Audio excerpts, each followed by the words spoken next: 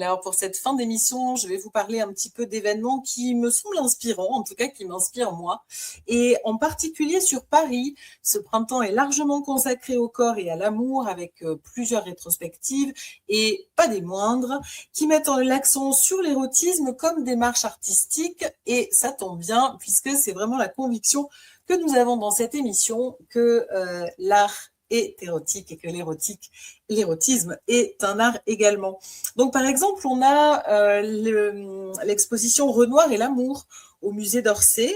Elle a commencé le 17 mars. Attention, elle est assez courte. Elle se termine le 19 juillet et elle est très demandée. Et c'est une exposition qui réfléchit vraiment, qui met en avant le corps féminin. Donc, ne la loupez pas.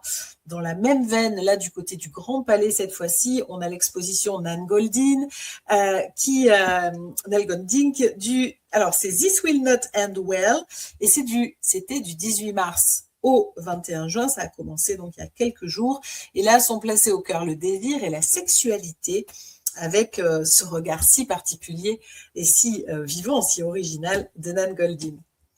Au Grand Palais toujours, il y a aussi Michael Aîné Thomas avec All About Love, qui est qui propose tout un parcours de réflexion autour du corps féminin et en particulier du corps racisé.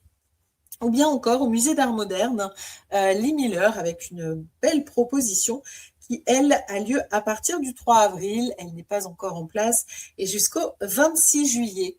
Et puis, il y a un festival qui a attiré mon attention. C'est le festival Compassion is Sexy, qui est proposé à la maison étudiante du 4e arrondissement. C'est le 25 et 26 avril.